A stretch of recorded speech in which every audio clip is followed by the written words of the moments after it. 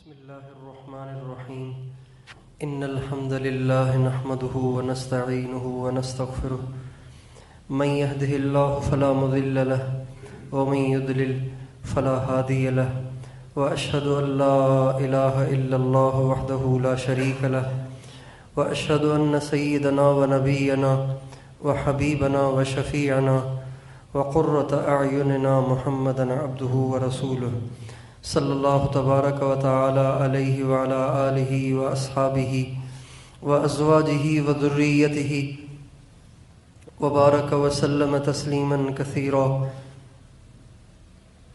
اما بعد فاعوذ باللہ من الشیطان الرجیم بسم اللہ الرحمن الرحیم یا ایہا الذین آمنوا اذکروا اللہ ذکرا کثیرا وسبحوہ بکرۃ واصیلا وقال تعالى فاذكروني أذكركم واشكروا لي ولا تكفرون وقال النبي صلى الله عليه وسلم مثل الذي يذكر ربه والذي لا يذكر ربه كمثل الحي والميت وقال عليه السلام الراحمون يرحمهم الرحمن ارحموا أهل الأرض يرحمكم من في السماء أو كما قال عليه الصلاة والسلام سبحان ربک رب العزت عما یصفون وسلام علی المرسلین والحمد للہ رب العالمین اللہم صل علی سیدنا محمد وعلی آل سیدنا محمد وبارک وسلم۔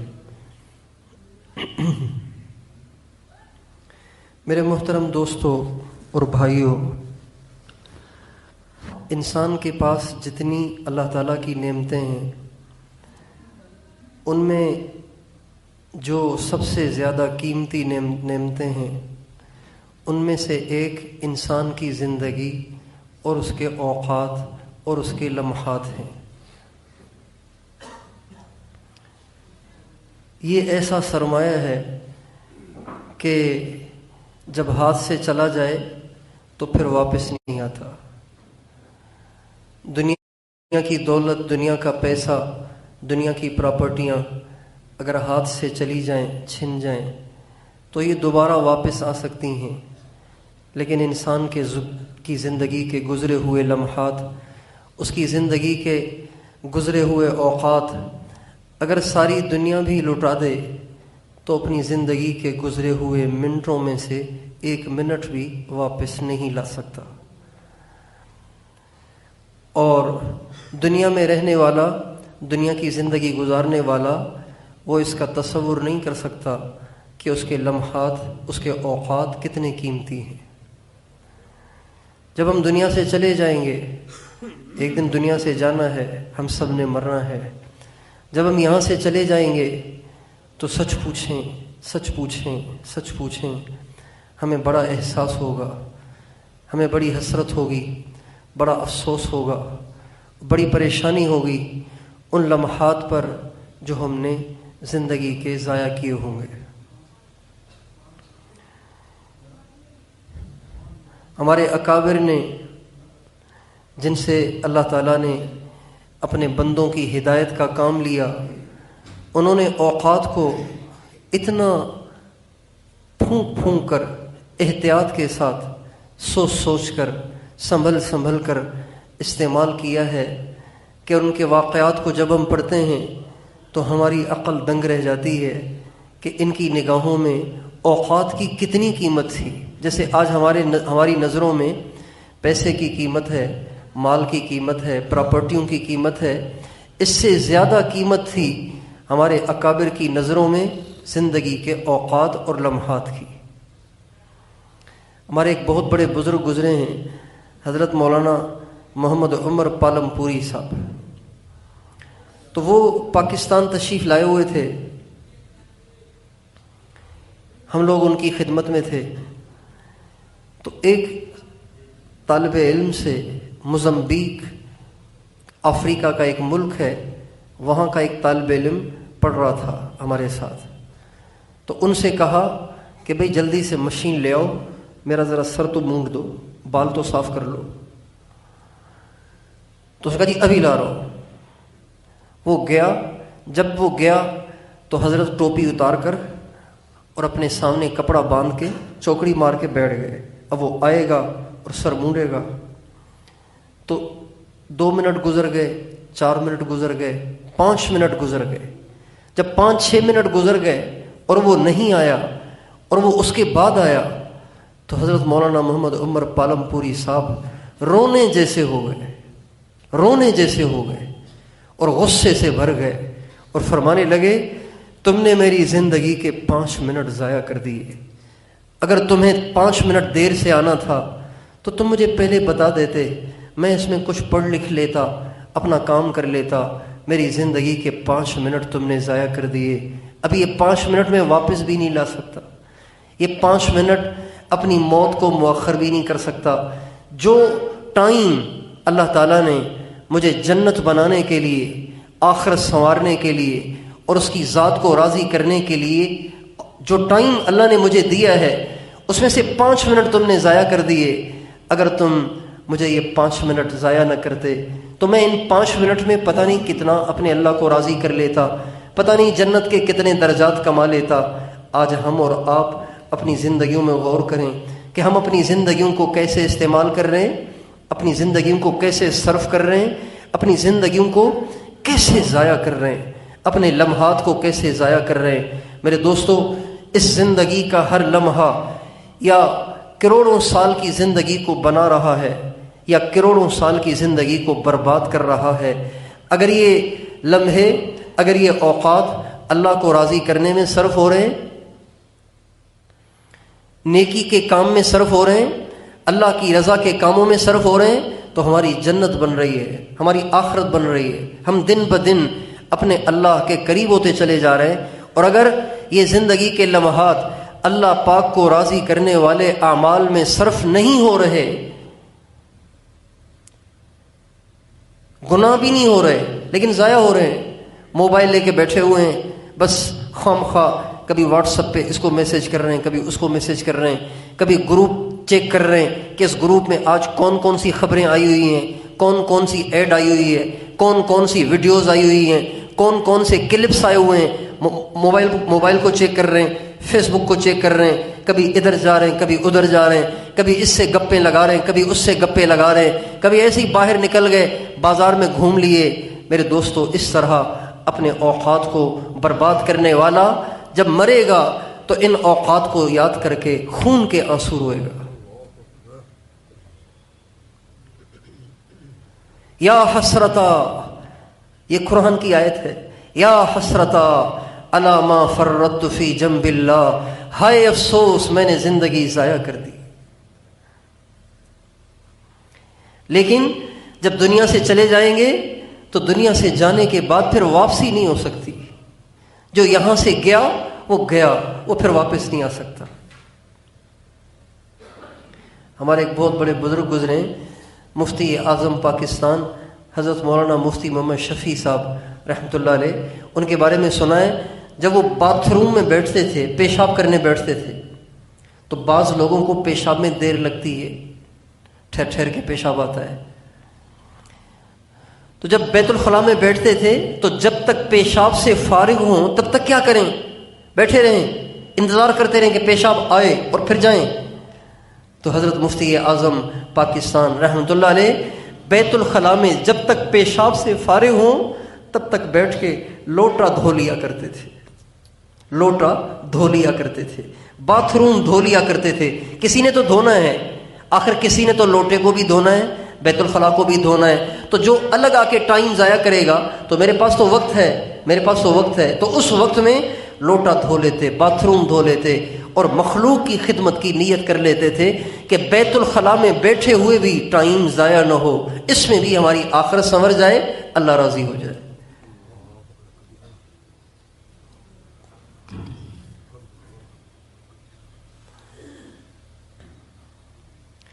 زندگی کے اوقات سونے سے زیادہ قیمتی ہیں، چاندی سے زیادہ قیمتی ہیں، ڈالروں سے زیادہ قیمتی ہیں، نوٹوں سے زیادہ قیمتی ہیں.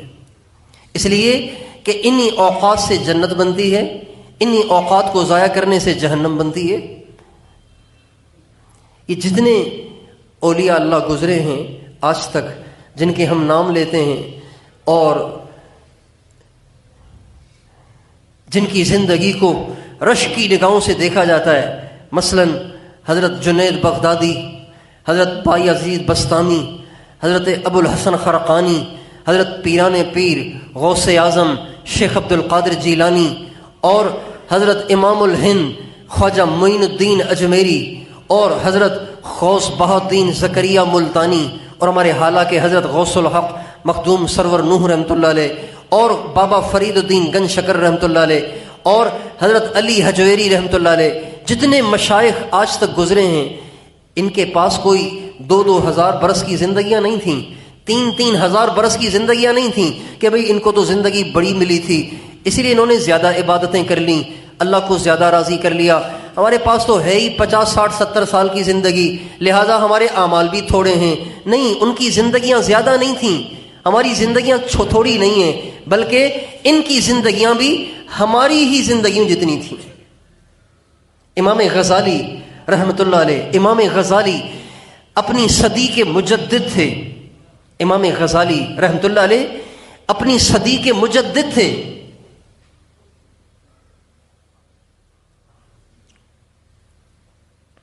جب یونانیوں نے اسلام پہ دھاوا بولا اور اسلام کے بارے میں شک و شبہات پیدا کرنا شروع کر دیے، جیسے آج کل لبرل اور بے دین اور ملحد قسم کے لوگ ہماری نوجوان نسل کے اندر فیس بک کے ذریعے، یوٹیوب کے ذریعے اور کالجز میں، یونیورسٹیوں میں اسلام کے بارے میں شکوک اور شبہات پیدا کر رہے ہیں، اسی طرح حضرت امام غزالی کے زمانے میں، امام غزالی کے زمانے میں یونانیوں نے اسلام کے بارے میں عوام الناس کے اندر شکوک اور شبہات پیدا کرنا شروع کر دیے، فلسفے کے ذریعے، منطق کے ذریعے، علم کلام کے ذریعے سے عوام الناس میں اسلام کے بارے میں، اللہ کے بارے میں، اللہ کے نبی کے بارے میں شکوک و شبہات پیدا کرنا شروع کر دیے۔ اللہ نے امام غزالی کو کھڑا کیا، اللہ نے امام غزالی کو کھڑا کیا۔ انہوں نے تھوڑے سے عرصے میں ان سارے فلسفیوں، ان سارے منطقیوں اور ان سارے علم کلام کے ماہرین کو ایسی موت مارا کہ اللہ تعالیٰ نے ہمیشہ کے لیے ان کے فتنے کو دفن کر دیا، اور اللہ تعالیٰ نے ان کے ذریعے سے دوبارہ سے اسلام کو زندگی عطا فرمائی، اور ان کو زندگی 2-4 ہزار برس کی نہیں ملی تھی، 63 سال کی عمر میں ان کا انتقال ہوا۔ کتنی عمر میں؟ 63 سال۔ لیکن اپنی زندگی کے لمحات کو، اپنی زندگی کے اوقات کو انہوں نے ضائع نہیں کیا، ایک ایک منٹ کو انہوں نے قیمتی بنایا۔ 63 برس کی عمر، ساری دنیا میں ان کا ڈنکا بج گیا، ساری دنیا میں مٹتے اسلام کو انہوں نے دوبارہ سے زندہ کر دیا، اللہ نے ان کے ذریعے سے زندہ کر دیا۔ جمعے کا دن تھا، جمعے کا دن صبح سویرے اپنا کفن منگوایا، غسل کیا، تیار ہوئے اور کفن منگوایا، اور اس کفن کو اٹھا کے اپنی آنکھوں پہ لگایا اور اسے چوما اور فرمانے لگے، محبوب کے دربار میں حاضری کا وقت ہے، اے اللہ میں تیار ہوں، ابھی آنے کے لیے تیار ہوں۔ یہ کہہ کر قبلے کی جانب منہ کیا اور دائیں کروٹ لیٹ گئے اور کلمہ پڑھ کر دنیا سے رخصت ہو گئے۔ امام غزالی رحمۃ اللہ علیہ، جبکہ عمر ملی 63 سال، صرف 63 سال۔ ہمارے تبلیغ کے بانی مولانا الیاس صاحب، جن کے ذریعے سے اللہ تعالیٰ نے ساری دنیا میں اسلام کے پیغام کو پہنچایا، کروڑوں لوگوں نے اپنے چہروں پہ داڑھیوں کو سجایا، کروڑوں انسانوں نے اپنے سروں پہ پگڑیاں سجائیں، اور لاکھوں بے پرد عورتوں نے پردہ کرنا شروع کیا اور بدکاری سے توبہ تائب ہوئے، ہزاروں فنکاروں نے، ایکٹروں نے، ڈانسروں نے ان کی محنت کے ذریعے سے توبہ کی اور برائیوں سے باز آئے اور ولی اللہ بن گئے، اللہ والے بن گئے، اللہ والے بن گئے۔ مولانا الیاس صاحب 1926 میں انہوں نے تبلیغ کا کام شروع کیا، 1926 میں، اور 1926 میں ان کی جو عمر تھی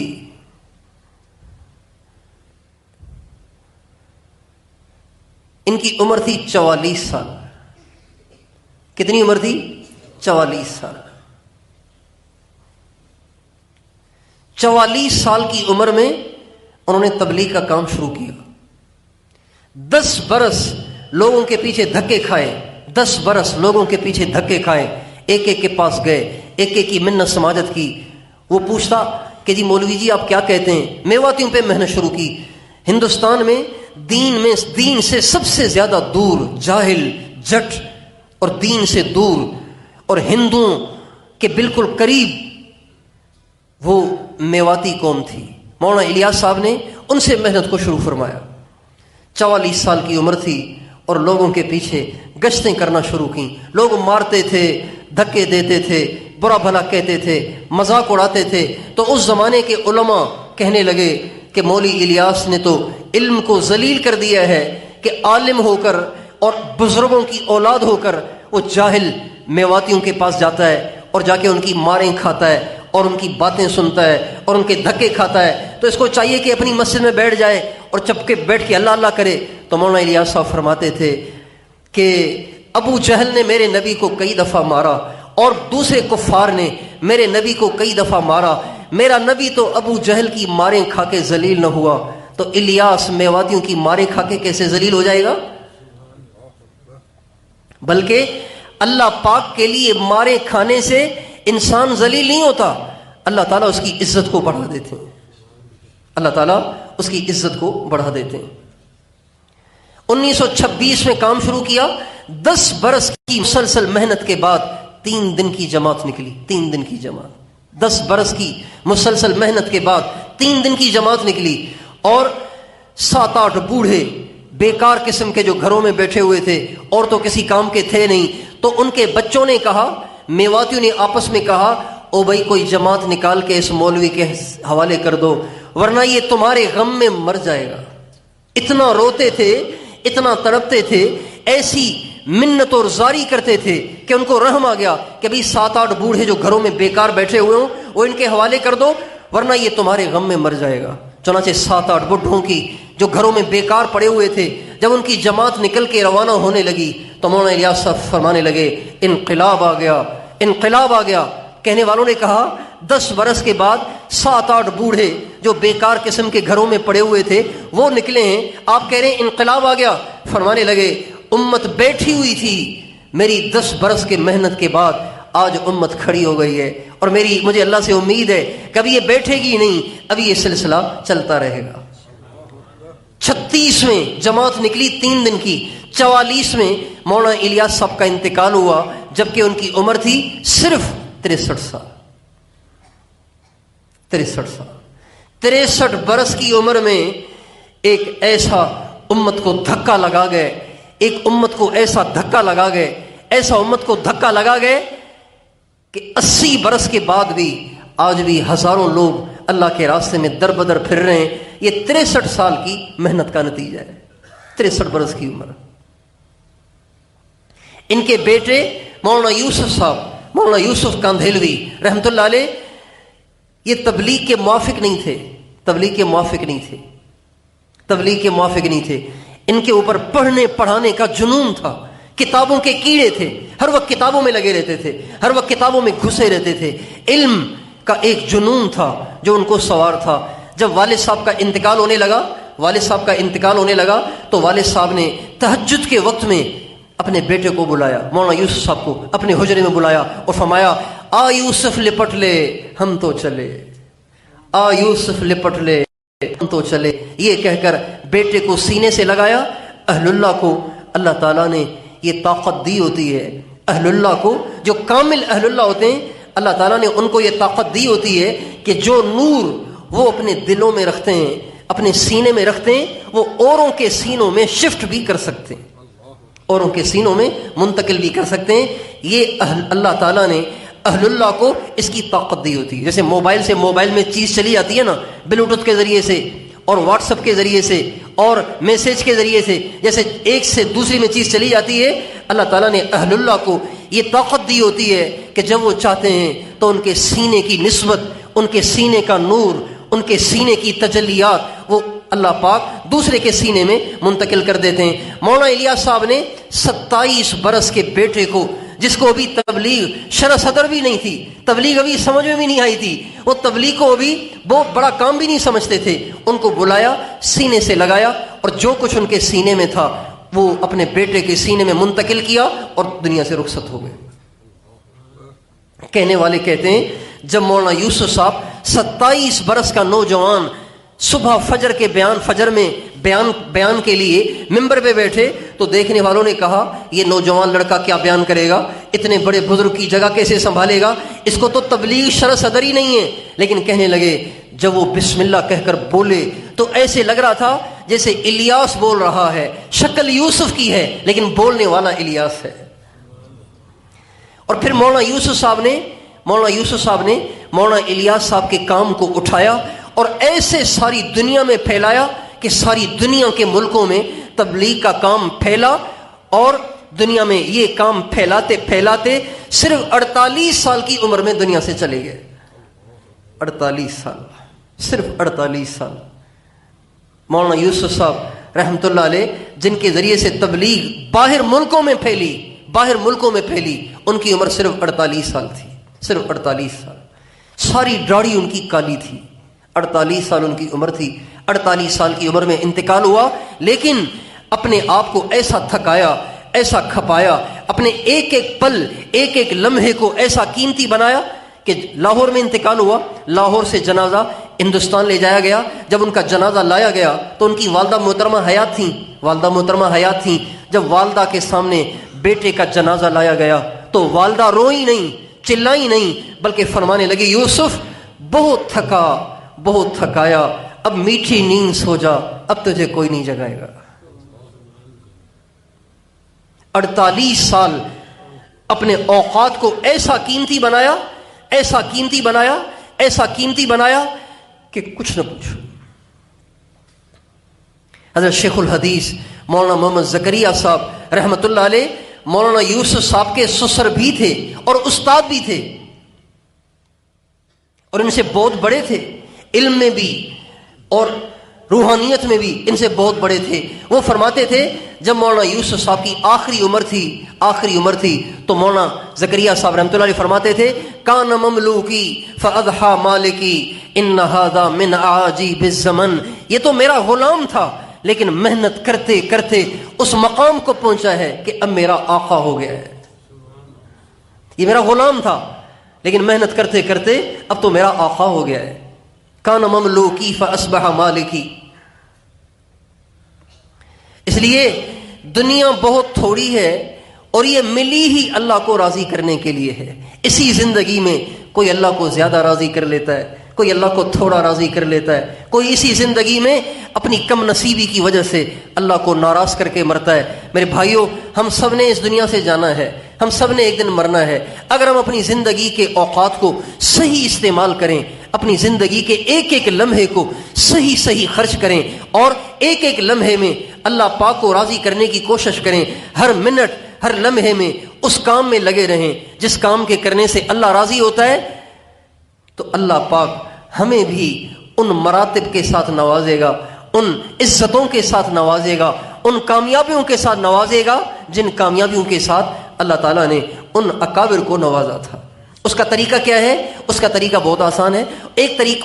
اس میں ایک بات تو یہ ہے کہ اللہ پاک کے جتنے فرائض ہیں، جتنی ہمارے اوپر اللہ پاک کی طرف سے ڈالی ہوئی ذمہ داریاں ہیں، ان کو اہتمام سے پورا کیا جائے۔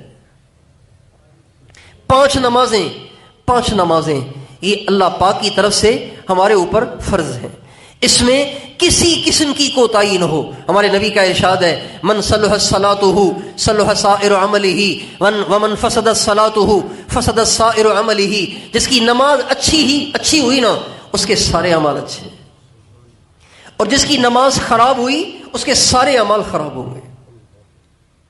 اگر ہم اپنی زندگی کو صحیح کرنا چاہتے ہیں، اپنے اوقات کو قیمتی بنانا چاہتے ہیں، اپنی زندگی کے لمحات سے زیادہ ہم نیکیاں وصول کرنا چاہتے ہیں، تو پہلا کام اپنی نمازوں کے اندر اہتمام پیدا کریں، اپنی نمازوں کو درست کریں، اپنی نمازوں کو خوبصورت سے خوبصورت بنانے کی کوشش کریں. یہ پہلا کام. نمازیں یہ جتنا مجمع بیٹھا ہوا ہے میرا خیال ہے ان میں سے اکثر 5 وقت کے نمازی ہیں، الا ماشاءاللہ کوئی شاید اس میں سستی کرتا ہو، ورنہ اکثر آپ نمازی بیٹھے ہیں. لیکن ہم نماز پڑھتے ہیں لیکن اذان سن لیتے ہیں، پھر کہتے ہیں ابھی 20 منٹ ہیں، ابھی 10 منٹ ہیں، ابھی 5 منٹ ہیں، ابھی تو 2 منٹ ہیں، 1 منٹ کا راستہ ہے پہنچ جاؤں گا. پھر ایسا کام پیش آ جاتا ہے کہ اس میں 3 منٹ لگ جاتے ہیں، 1 منٹ تاخیر ہو جاتی ہے، پھر بھاگے بھاگے پہنچتے ہیں، سانس پھول رہا ہوتا ہے اور امام 1 رکعت پڑھ چکا ہوتا ہے، پھر جا کے شریک ہو جاتے ہیں. یہ ہماری نمازیں ہیں.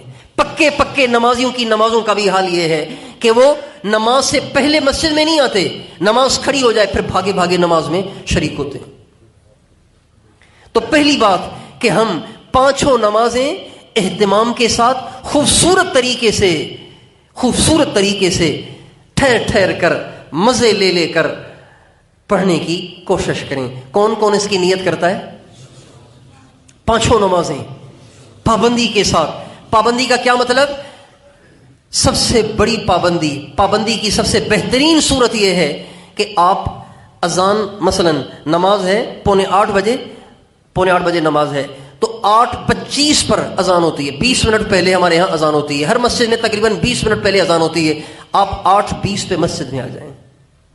یہ اہتمام کی سب سے بہترین صورت ہے. دیکھو بھائی، باپ کو پانی کی ضرورت ہے، پیاس لگ رہی ہے، تو ایک بیٹا وہ ہے جو اس انتظار میں رہتا ہے کہ ابو پانی مانگیں پھر پانی پیش کروں. ایک وہ بیٹا ہے. ایک بیٹا وہ ہے جو ہی دیکھتا ہے کہ ابو اپنی زبان کو ہونٹوں پہ لگا رہے ہیں تو وہ محسوس کر جاتا ہے کہ ابو کو پیاس لگ رہی ہے، تو کہنے سے پہلے ہی جا کے پانی بھر کر ابو کے سامنے پیش کرتا ہے. بتائیے ان دونوں میں سے اچھا کون سا ہوا؟ وہ اچھا ہوا جو مانگنے سے پہلے پانی پیش کر دیتا ہے. اذان سن کر مسجد میں آنا کمال نہیں ہے، کمال یہ ہے کہ اذان سے پہلے ہی آئے. اللہ مجھے پتا تھا کہ آپ نے بلانا ہے اس لیے میں پہلے ہی آ گیا ہوں، مجھے پتا تھا آپ نے مجھے بلانا ہے، میں پہلے ہی آ گیا ہوں. یہ نماز کے اہتمام کی سب سے بہترین صورت ہے. حضرت سعید بن مسیب رحمۃ اللہ علیہ نے 20 برس ایسے نماز پڑھی، 20 برس ایسے نماز پڑھی کہ اذان سے پہلے مسجد میں موجود ہوتے تھے. اذان سے پہلے مسجد میں موجود ہوتے تھے. 40 برس ایسے نماز پڑھی کہ ایک بھی تکبیر اولیٰ فوت نہیں ہوئی، ایک بھی تکبیر اولیٰ فوت نہیں ہوئی.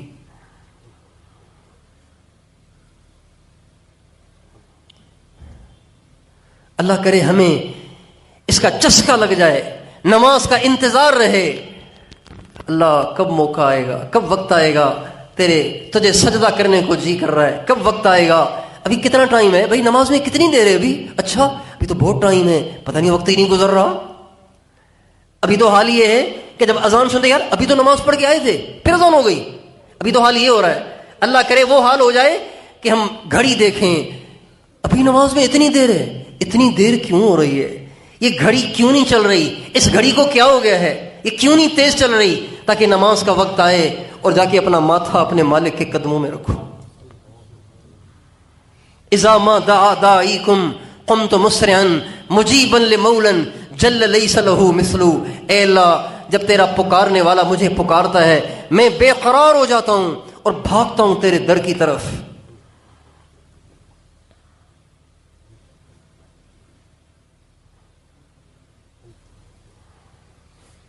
نماز کا شوق ہو، جذبہ ہو، انتظار ہو.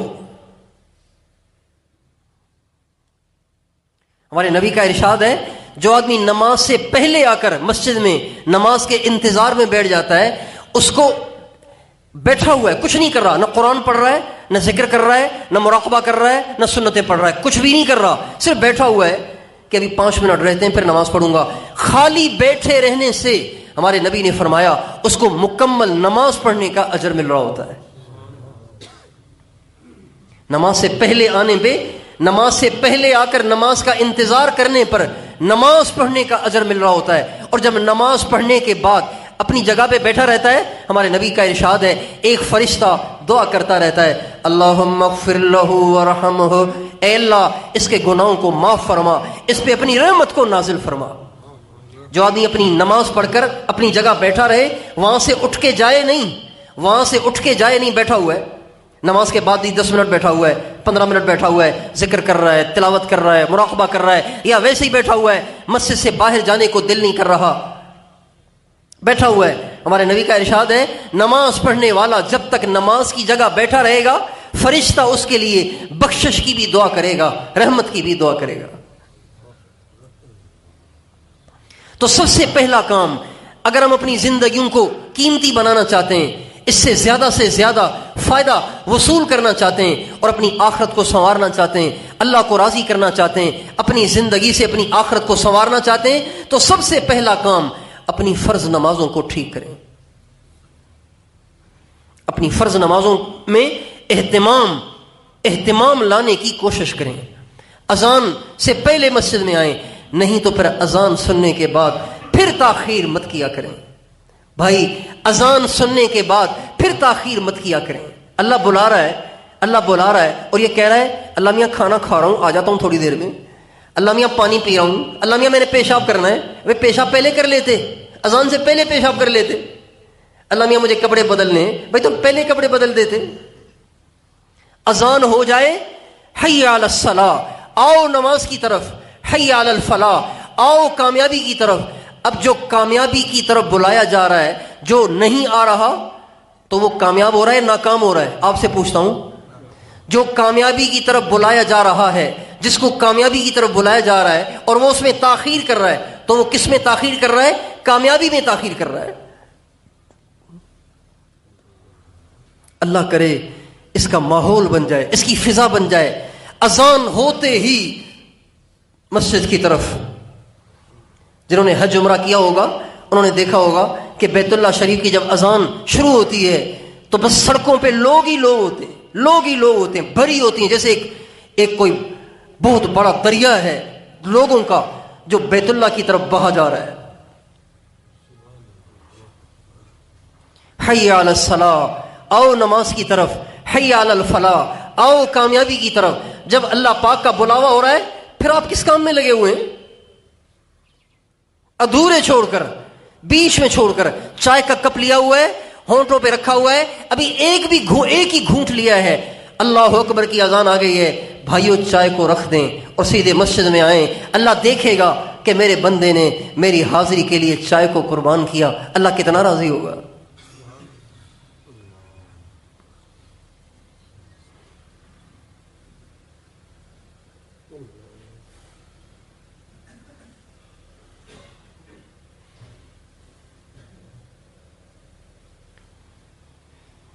باپ نے آواز دی کمرے کے اندر سے، بیٹا پانی پلاؤ، اور بیٹے نے ابھی خود پانی کا گلاس لیا ہی تھا پینے کے لیے، لیکن پانی کا گلاس پیا نہیں، خود پیاس برداشت کر لی، باپ کے لیے پانی کا گلاس لیا اور بھاگا گیا باپ کے پاس۔ بتاؤ باپ کتنا خوش ہوگا۔ اس لیے سب سے پہلا کام ہم اپنی نمازوں پہ محنت کریں، اذان سے پہلے مسجد میں آئیں، ورنہ اذان سنتے ہی فوراً مسجد میں آئیں اور پھر مسجد میں نماز کا انتظار کریں، اور پھر نماز کے بعد بھی تھوڑی دیر بیٹھ کے اللہ کا ذکر کریں، مراقبہ کریں، ذکر کریں مسجد میں بیٹھ کے۔ ایک کام تو یہ کریں۔ دوسرا کام قرآن پاک کی تلاوت کو اپنے اوپر لازم کر لیں۔ زندگی کا کوئی دن قرآن پاک کی تلاوت سے خالی نہ رہنے دیں، کوئی دن قرآن کی تلاوت سے خالی مت رہنے دیں، چاہے تھوڑا ہی پڑھیں، 1 پارہ پڑھ لیں، آدھا پارہ پڑھ لیں، 4 رکوع پڑھ لیں، 2 رکوع پڑھ لیں، لیکن پڑھیں ضرور۔ جب تک قرآن کی تلاوت نہ ہو دکان پہ مت جایا کریں، دفتر میں مت جایا کریں، اسکول مت جایا کریں، کالج مت جایا کریں، پہلے قرآن پڑھیں پھر جائیں۔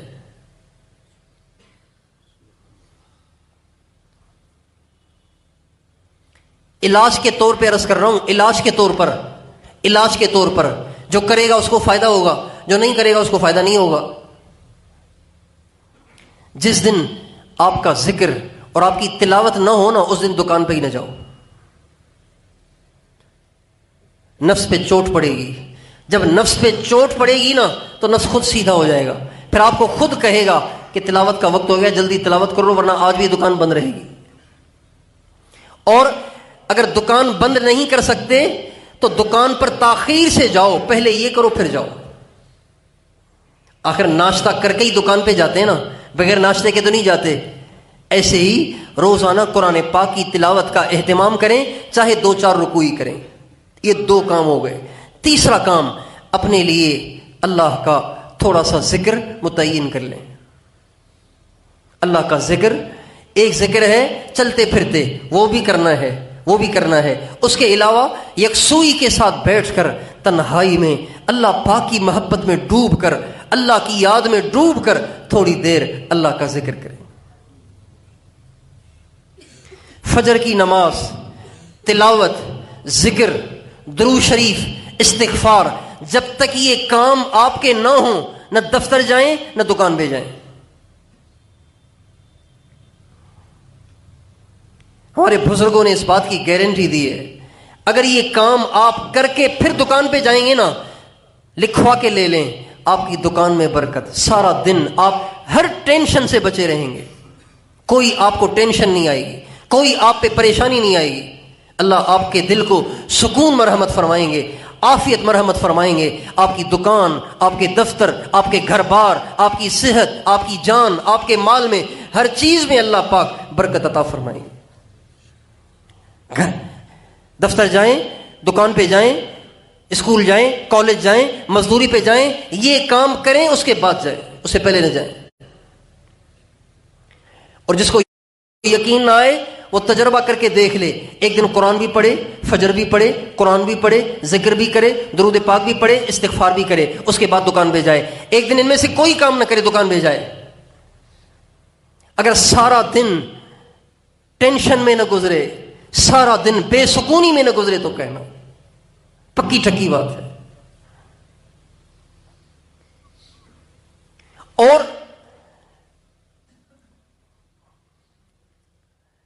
ایک کام یہ کریں کہ ہمیشہ کے لیے اپنے اوپر نرمی کو لازم کر لیں. ہمیشہ اپنے اوپر نرمی کو لازم کر لیں. ہمارے نبی ایک دفعہ تشریف فرما تھے، ایک یہودی آیا ہمارے نبی سے ملنے کے لیے.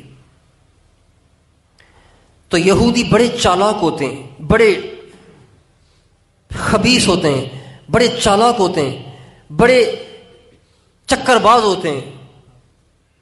وہ آیا ہمارے نبی کے پاس اور ہمارے نبی سے ایسے ہی الفاظ کو گول مول کر کے ظاہر ایسے کیا کہ سلام کر رہا ہوں، حالانکہ سلام نہیں کر رہا تھا، بد دعا دے رہا تھا. ہمارے نبی سے کہا السلام علیکم.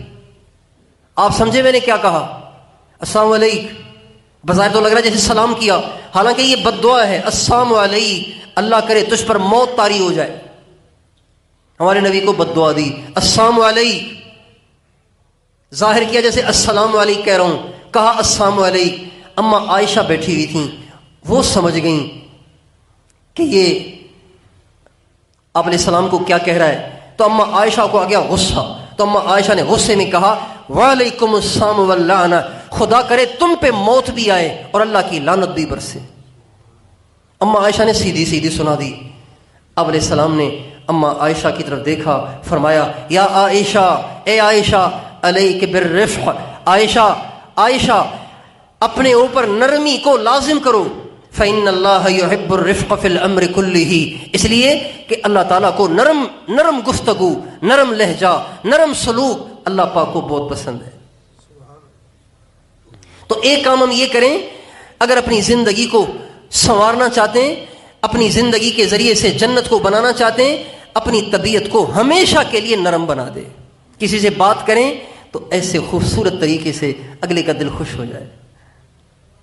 بہت سے لوگوں کو ابے تبے کی عادت ہوتی ہے، ابے یہ، ابے وہ، اوئے تو، یوں کہہ کے بات کرتے ہیں. اوئے اور تو اور تم اور ابے اور تبے سے بات کرتے ہیں. یہ لہجہ نہ اللہ کو پسند ہے نہ اللہ کے نبی کو پسند ہے. ہمارا لہجہ ایسا ہونا چاہیے کہ اگلا خوش ہو جائے. آپ دیکھیں، مجھے دیکھیں، ایک آدمی یہاں آیا ملنے کے لیے، میں نے ان سے کہا کیسے ہو، کیسے ہو.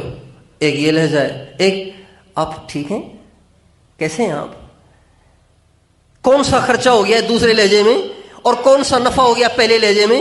لیکن دوسرے لہجے سے جب میں کسی سے پوچھوں گا تو اس کا بار بار ملنے کو دل کرے گا، بات کرنے کو دل کرے گا، اس کے دل میں محبت آ جائے گی. یہ اللہ کو پسند ہے. اس لیے اگر ہم چاہتے ہیں کہ ہماری آخرت سنورتی چلی جائے، ہماری زندگی کا ہر ہر لمحہ قیمتی ہوتا چلا جائے، اپنے لہجے کو نرم کریں، الفاظ کو نرم کریں، چن چن کر الفاظ پھر نکالا کریں. دیکھیں یہ جو آپ الفاظ بولتے ہیں نا اگلے کو، یہ بھی ایک آپ کی طرف سے تحفہ ہے. ایک چیزوں کا تحفہ ہوتا ہے، ایک الفاظ کا تحفہ ہوتا ہے. الفاظ بھی تحفہ ہیں، چیزیں بھی تحفہ ہیں. اگر آپ کے پاس کوئی مہمان آئے، آپ اس کو سڑا ہوا گلا ہوا آم پیش کریں تو آپ نے اس کا اکرام کیا یا اس کی توہین کی؟ آپ نے اس کا اکرام کیا، توہین کی، توہین کی.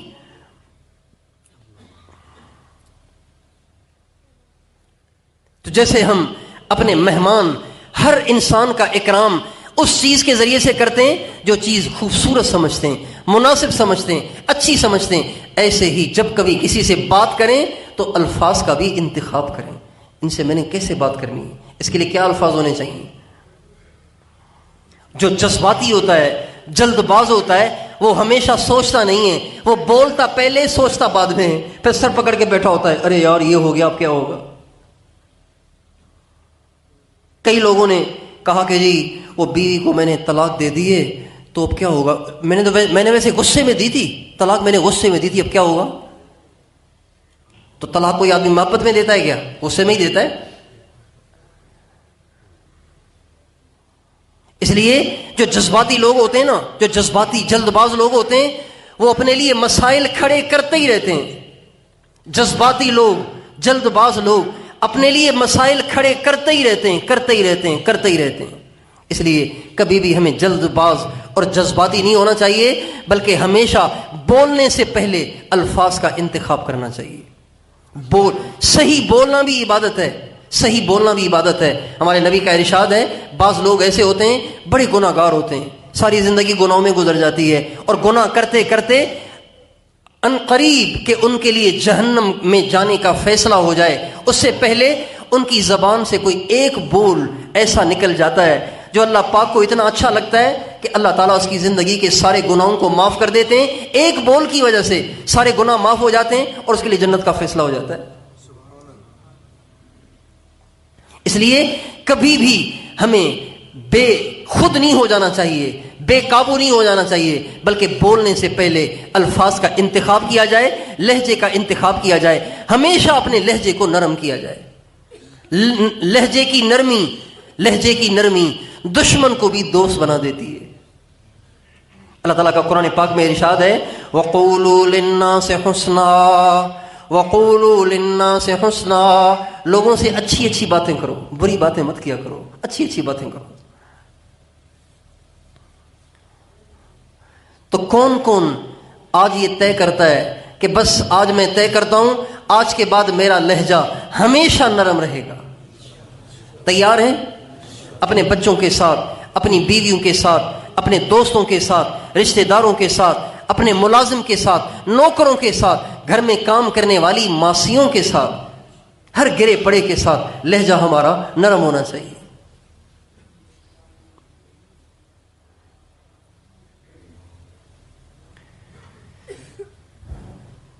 اگلی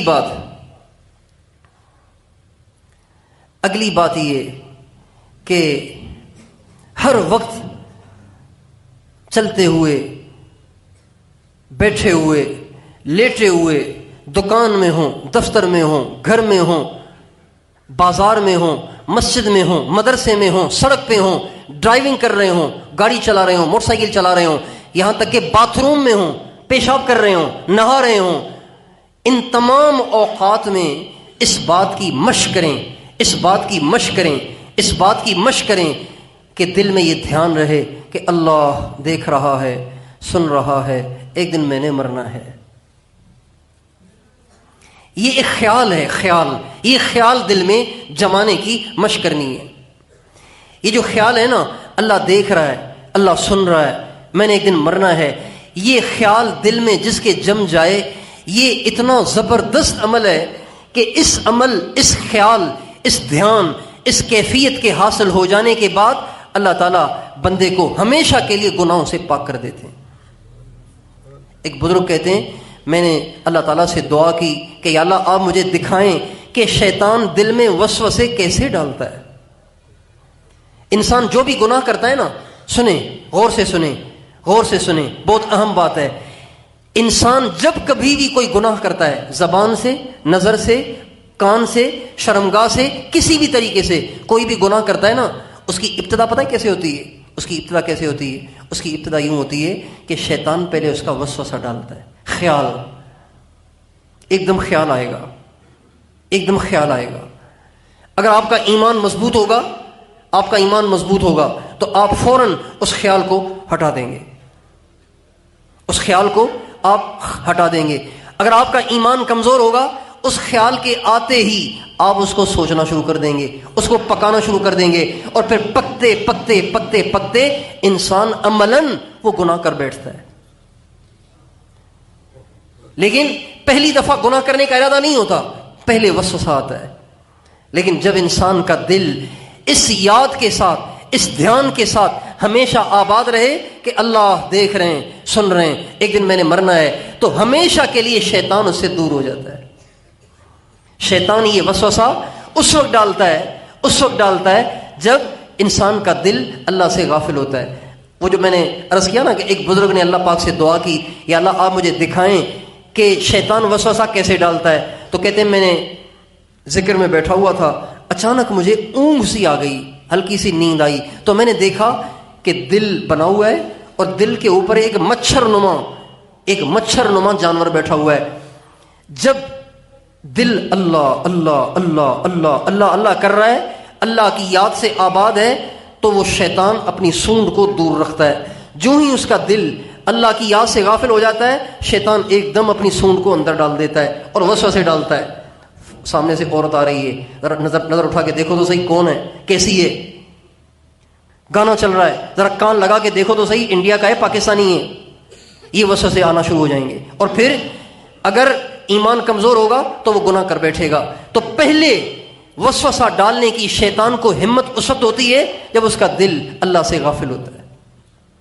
اس لیے اگر یہ دھیان ہم مشق کر کے اپنے دل کے اندر پیدا کر لیں کہ اللہ دیکھ رہا ہے، سن رہا ہے، میں نے ایک دن مرنا ہے، تو شیطان کے وسوسوں سے ہمیشہ کے لیے جان چھوٹ جائے گی اور زندگی گناہوں سے پاک ہو جائے گی۔ اور اس میں خرچہ کوئی نہیں ہے، صرف مشق کی بات ہے۔ ایک تو فائدہ اس کا یہ ہوگا، جب یہ دھیان آپ کو ہر وقت حاصل ہو جائے گا تو اس کا ایک فائدہ تو یہ ہوگا کہ شیطان آپ کو وسوسے نہیں ڈالے گا، ایک بات۔ دوسری بات یہ کہ شیاطین اور جنات کا آپ پہ حملہ اثر نہیں ہوگا۔ شیطان اور جنات انسانوں پہ حملہ کرتے ہیں نا، انسانوں پہ حملہ کرتے ہیں کہ جی اس پہ جن کا اثر ہو گیا ہے، اس پہ آسیب ہو گیا ہے، اس پہ جن کا اثر ہو گیا ہے، اس پہ جن چڑھ گیا ہے، اس پہ جنڑی چڑھ گئی ہے، جنی پری چڑھ گئی ہے۔ یہ جو چیزیں ہوتی ہیں نا، یہ اس وقت ہوتی ہیں جب انسان کا دل اللہ سے غافل ہوتا ہے۔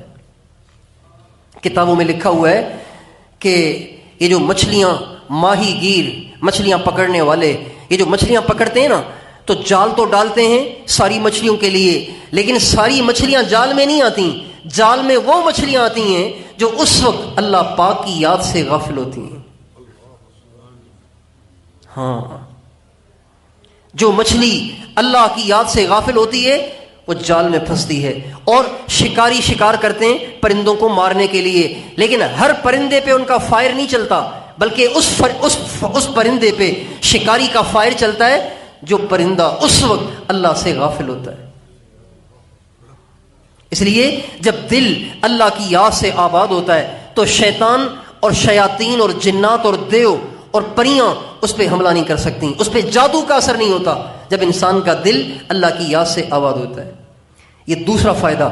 تیسرا فائدہ اس کا یہ ہوتا ہے کہ جب انسان کے دل میں یہ دھیان ہو، اللہ دیکھ رہا ہے، سن رہا ہے، ایک دن میں نے مرنا ہے، اللہ پاک اس کو ایک ہیبت اور رعب اور دبدبہ دے دیتے ہیں جس کی وجہ سے لوگ ان سے ڈرتے ہیں، لوگ ان سے بچتے ہیں، لوگ ان کا کچھ بگاڑ نہیں پاتے۔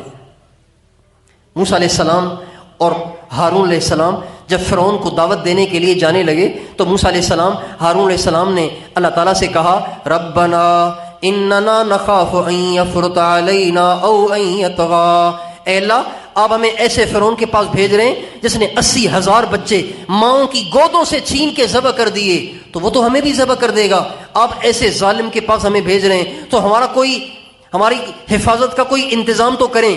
تو اللہ تعالیٰ نے فرمایا اے موسیٰ اذهبا، اے موسیٰ تم بھی جاؤ اور ہارون بھی جاؤ، اور ہارون بھی جائے، اور اس دھیان کے ساتھ جاؤ، اس تصور کے ساتھ جاؤ کہ اننی معکما اسمع و ارا، میں تمہارے ساتھ ہوں، میں دیکھ بھی رہا ہوں، سن بھی رہا ہوں۔ جب اس دھیان کے ساتھ تم جاؤ گے وہ تمہارا کچھ بھی نہیں بگاڑ سکتا۔ چنانچہ موسیٰ علیہ السلام جب اس دھیان کے ساتھ گئے، اللہ میرے ساتھ ہے، اللہ مجھے دیکھ رہا ہے، اللہ میری بات کو سن رہا ہے، جب اس دھیان کے ساتھ گئے تو فرعون اتنا بڑا خدائی کا دعوے دار موسیٰ علیہ السلام، ہارون علیہ السلام کو دیکھا تو ایک دم ڈر گیا اور کچھ کر ہی نہیں سکا۔ حالانکہ اگر وہ کسی آدمی کو اشارہ کرتا تو اسی وقت دونوں حضرات کو شہید کر دیا جاتا، لیکن اس کو مجال نہیں ہوئی موسیٰ علیہ السلام ہارون علیہ السلام کو شہید کرنے کی، اس لیے کہ موسیٰ علیہ السلام اور ہارون علیہ السلام اللہ پاک کے دھیان سے سرشار تھے۔ اور یہ عمل ایسا ہے کہ یہ ہر وقت کیا جا سکتا ہے۔ آپ بیت الخلاء میں بیٹھے ہوئے ہیں، قرآن نہیں پڑھ سکتے، ذکر نہیں کر سکتے، نماز نہیں پڑھ سکتے، بیت الخلاء میں بیٹھے ہوئے ہیں، لیکن اس دھیان کے ساتھ وہاں بھی بیٹھ کر اپنے آپ کو عبادت میں شمار کروا سکتے ہیں۔ تو کیا خیال ہے ان ساری باتوں کی پابندی کریں گے انشاءاللہ؟ کتنی آسان سی باتیں، 5 نمازیں صحیح طریقے سے پڑھنے کی کوشش کریں، روزانہ قرآن پاک کی تھوڑی سی تلاوت، اللہ کا تھوڑا سا ذکر کر لیا کریں، اللہ کے نبی پہ درود شریف پڑھ لیا کریں، آدھا پون گھنٹہ ان اعمال میں لگا کے اس کے بعد اپنے کام میں چلے جایا کریں، اور ہر وقت چلتے پھرتے اپنے دل میں یہ دھیان رکھیں اللہ دیکھ رہا ہے، سن رہا ہے، ایک دن میں نے مرنا ہے، خدائے پاک کی قسم دنیا کی مصیبتوں سے بھی آپ بچے رہیں گے اور آخرت میں بھی آپ کو ہر لمحے کے عوض میں اللہ پاک انعام عطا فرمائے گا۔ اور اپنے لہجے کو ہمیشہ نرم رکھیں، کسی سے لڑیں نہیں، کسی سے مناظرہ نہ کریں، کسی سے بحث مباحثہ نہ کریں، بلکہ سب کے ساتھ اچھا سلوک کریں۔ ہم لوگوں کے ہاں، ہم سب کے ہاں کئی قسم کے لہجے ہم نے رکھے ہوئے ہیں۔ پیسے والے کے لیے الگ لہجہ ہے، غریب کے لیے الگ لہجہ ہے، چھوٹے کے لیے الگ لہجہ ہے، بڑے کے لیے الگ لہجہ ہے، دوست کے لیے الگ لہجہ ہے، دشمن کے لیے الگ لہجہ ہے۔ بھائی اتنے سارے لہجے کیوں لیے پھر رہے ہیں؟ ایک ہی لہجہ رکھیں، حضور والا لہجہ رکھیں۔ 6 قسم کے لہجے رکھے ہوئے ہیں، 6 قسم کے رویے رکھے ہوئے ہیں۔ 6 قسم کے رویوں کی کیا ضرورت ہے؟ یہ بھی تو ایک بوجھ ہے۔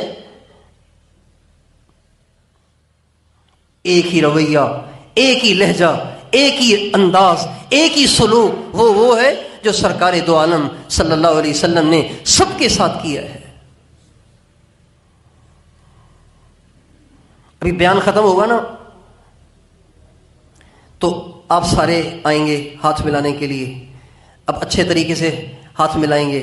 اگر ایک مجمع میں سے کوئی دیہاتی آئے اور آ کے میرے کندھے کو پکڑ کے ہلائے اور کہے مولوی صاحب اتنا تکبر نہ کرو، مجھ سے بھی ہاتھ ملاؤ، تو بتائیے میری شکل بدل جائے گی کہ نہیں بدل جائے گی؟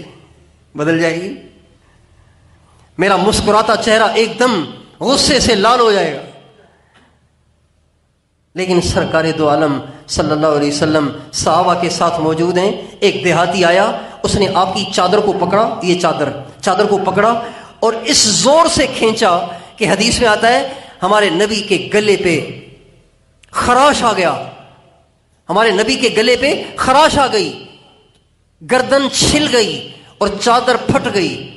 وہ دیہاتی اتنا طاقتور تھا کہ اس کے کھینچنے سے ہمارے نبی کی چادر پھٹ گئی اور گردن مبارک چھل گئی، اور پھر بڑے بدتمیزی کے لہجے میں ہمارے نبی سے کہنے لگا یا محمد، اے محمد، یہ اتنا سارا جو مال تیرے پاس غنیمت کا آیا ہوا ہے یہ تیرے باپ کا نہیں ہے، اللہ کا ہے، تیرے باپ کا نہیں ہے، اللہ کا ہے۔ اب بتائیں گندی باتیں ہیں، کتنا گندا اور کتنا غلیظ لہجہ ہے، کتنی اس میں بدتمیزی اور بے ادبی بھری ہوئی ہے، لیکن ہمارے نبی نے کچھ نہیں کہا. آپ اس کی طرف دیکھ کے مسکرائے اور آپ نے فرمایا بے شک یہ مال سارا میرے اللہ کا ہے، میرے باپ کا نہیں ہے، میرے اللہ کا ہے. پھر آپ نے فرمایا اس کے اونٹ کو غلے سے بھر دو، اس کے اونٹ کو غلے سے بھر دو.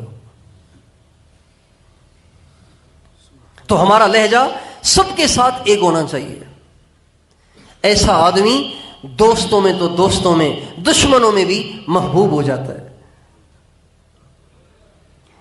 تو کیا خیال ہے، آپ سارے اپنے لہجے کو ہمیشہ نرم، اپنے سلوک کو ہمیشہ نرم رکھنے کے لیے تیار ہیں؟ کون کون تیار ہے؟ ہمیشہ نرم رکھیں گے نا؟ ہاں. یعنی وہ الفاظ جن میں بے ادبی ہے، وہ الفاظ جن میں بدتمیزی ہے، وہ لہجہ جس میں بدتمیزی ہے، ہمیشہ کے لیے اپنی زبان سے اس کو بھلا دیں. تو کسی کو کہیں ہی نہیں، ابے کسی کو کہیں ہی نہیں، کہیں نہیں، کسی کو بھی نہ کہیں، اپنے بچوں سے بھی نہ کہیں.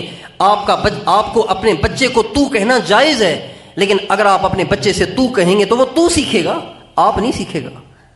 آپ اپنے بچے کو ابے کہیں گے، وہ ابے سیکھے گا، بھائی جان نہیں سیکھے گا، ابو جان نہیں سیکھے گا، امی جی نہیں کہے گا.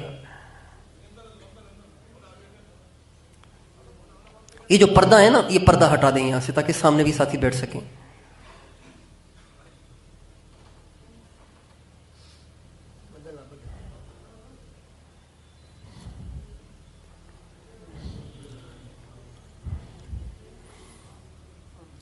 تو بھائی جتنی باتیں میں نے عرض کی ہیں نا، ان ساری باتوں میں سب سے مشکل بات یہ آخری والی ہے. ذکر کرنا بھی آسان، مراقبہ بھی آسان، تلاوت بھی آسان، اذان سنتے ہی مسجد میں آنا بھی تھوڑا سا مشکل ہے لیکن آسان ہے. لیکن اپنے لہجے کو ہمیشہ نرم رکھنا تھوڑا سا مشکل ہے. عادتیں خراب ہیں، تربیت ہماری ہوئی نہیں ہے، تو اس کی ہم تھوڑی سی مشق کریں گے. اور جب کبھی بھی آپ کی زبان سے تو نکل جائے، تم نکل جائے، ابے نکل جائے، تو فوراً اللہ سے معافی مانگیں اور آئندہ نہ کرنے کی نیت کریں. تیار ہیں انشاءاللہ؟ اللہ تعالیٰ مجھے بھی اس کی توفیق عطا فرمائے.